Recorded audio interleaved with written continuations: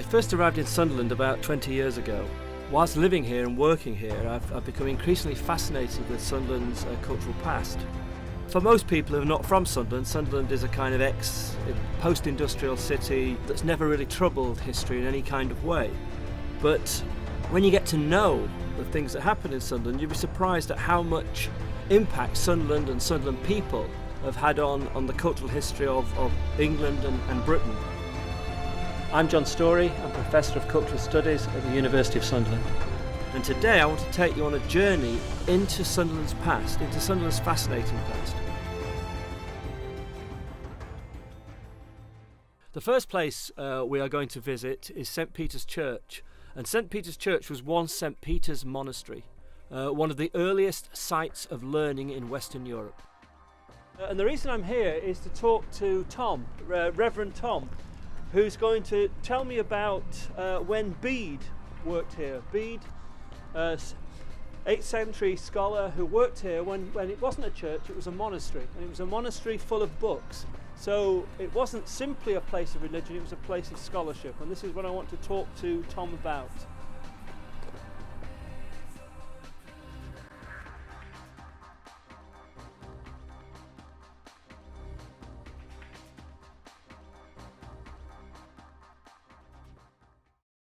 So it's a fantastic thought to think this man from Sunderland became this international scholar. Yes, and it gives hope for us and our local community, because this was a young lad, in a sense potentially homeless. He's given over either by his parents or whether he was an orphan, we don't know.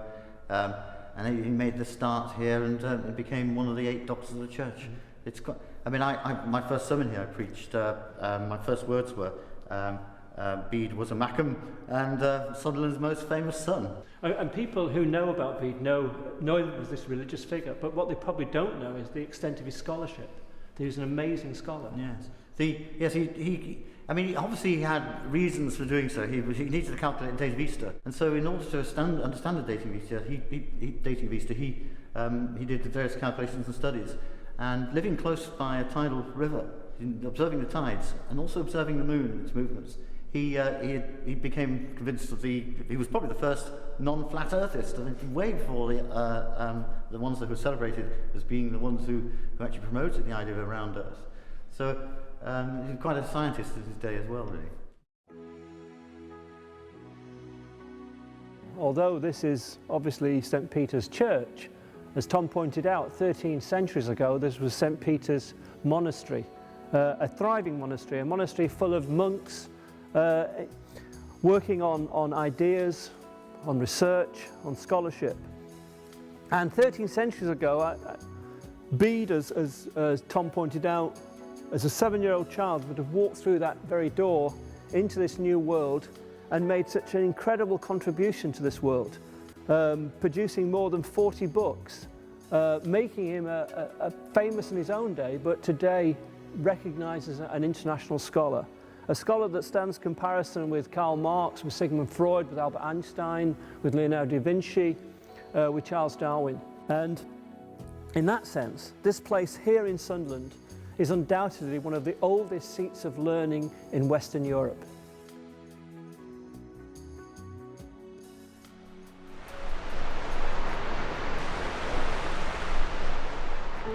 The next stop on our journey is Roker Beach, where Lewis Carroll began the process of creating one of the world's most famous children's stories.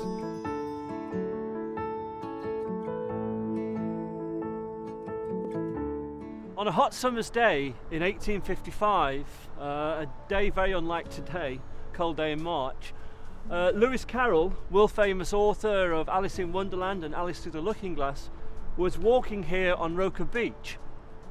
And he happened to look towards the entrance to Roker Park, which in those days was a much more enclosed space, almost like a tunnel. And he saw a young girl coming out.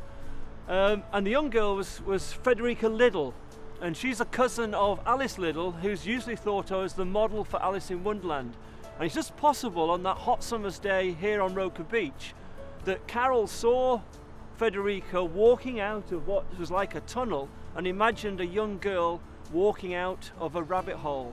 And it may be possible in that moment that Alice in Wonderland and Alice Through the Looking Glass were first formulated in Carroll's imagination. And in that way, we can claim that Alice in Wonderland and Alice Through the Looking Glass actually began life here on the beach in Sunderland on that hot summer's day in 1855.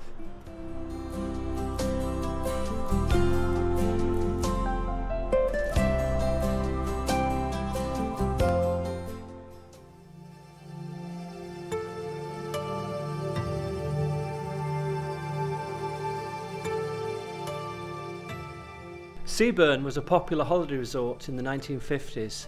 We're going there to walk in the footsteps of the greatest English artist of the 20th century. It's very hard to believe on a day like this that L.S. Lowry, England's most famous painter of the 20th century, spent time here painting. In the summer, therefore not having to put up with the weather we're putting up with today. Lowry is best known as an industrial landscape painter. He paints images of industrial Manchester and Salford featuring stick figures in grimy streets and factory scenes. But he's also an extremely good seascape artist. And he was drawn to Sunderland, obviously by the kind of sea, by the harbour, by the dockyards, and he spent much time here painting, drawn by the lighting and by the way the sea breaks onto the shore.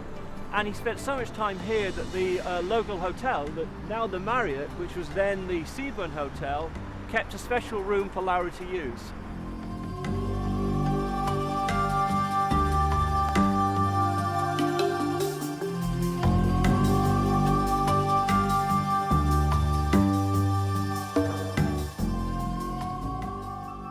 I couldn't take you on a journey into Sunderland's cultural past without taking you to the Empire. It's featured some of the greats of music hall and variety.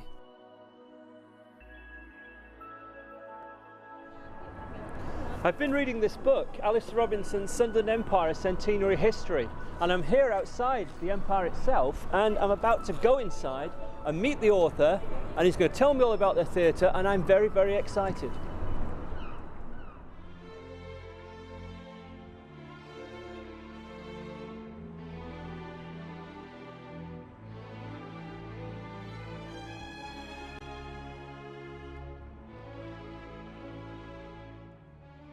Perhaps you could start by telling me about the founding of the theatre. The Empire was founded in 1907, as the date over there grandly proclaims. It was opened by Vesta Tilley, who'd been at the theatre a year earlier to lay the foundation stone. She came back in the summer of 1907 and topped the bill of a grand variety show, a grand music hall show. And who would play here? Who would? We're going back from the very beginning. There were people of the stature of Vesta Tilley, the other royalty of music halls, Sir Harry Lauder, Maury Lloyd. Coming through to the 1920s and 30s, you had George Formby, and his father had been a big star here in the Edwardian period. Will Hay, and some of the early film stars before they became famous played here. I believe it was a very tough audience. Very tough, yeah. Sunderland had a tough reputation before the Empire opened, and one of the people who kind of established that reputation and made it infamous throughout the theatre world was a guy called Mark Sheridan, who was another big star of music hall, who happened to have been born in Sunderland, in Hendon, and in his dressing room in the Oxford Music Hall in London, he had a poster on the wall which said, "Beware Sunderland." So this was a warning to anyone who was getting above their station to, if they were sent to Sunderland, they would be taken down a peg by this unforgiving audience. And I've also told that many comedians died on stage here. Yeah, well, Sheridan did, and there was a great Canadian comedian who was popular everywhere but died the death here, called R.G. Knowles. And coming up to the 1970s, of course, there was one chap who literally died on stage here. Sir James, the famous actor from the Carry On films. He was in a suitably smutty comedy called The Mating Game, came on stage, said a couple of lines and slumped in his chair. I'm very excited to be here on stage at the Sunderland Empire, a very beautiful Edwardian theatre. It may look like a toilet outside, but inside it's absolutely stunning. And Alice has told me about the sort of people who played here, and it's the kind of great and good of music hall and variety. Chico Marx, Vesta Tilley, Mary Lloyd, Charlie Chaplin, W.C. Fields, all played on this stage. And as I say, it feels really strange and exciting to be stood here where these greats of variety and music hall performed.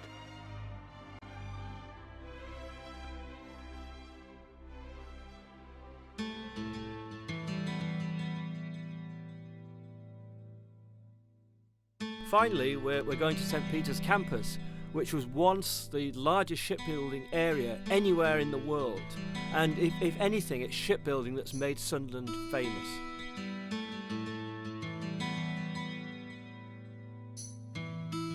Shipbuilding is fundamental to the development and history of Sunderland. Although I'm standing here on the St. Peter's campus at the University of Sunderland, this was once the largest shipbuilding place in the world. Ships were first built here in 1346 and continued to be built here till 1988 when the yards closed down. At its peak in the 19th century, Sunderland was producing more ships than anywhere else in the world. Perhaps about 65 different shipping companies were building here, employing maybe 5,000 people. And it's shipping which really kind of makes Sunderland a place known around the world.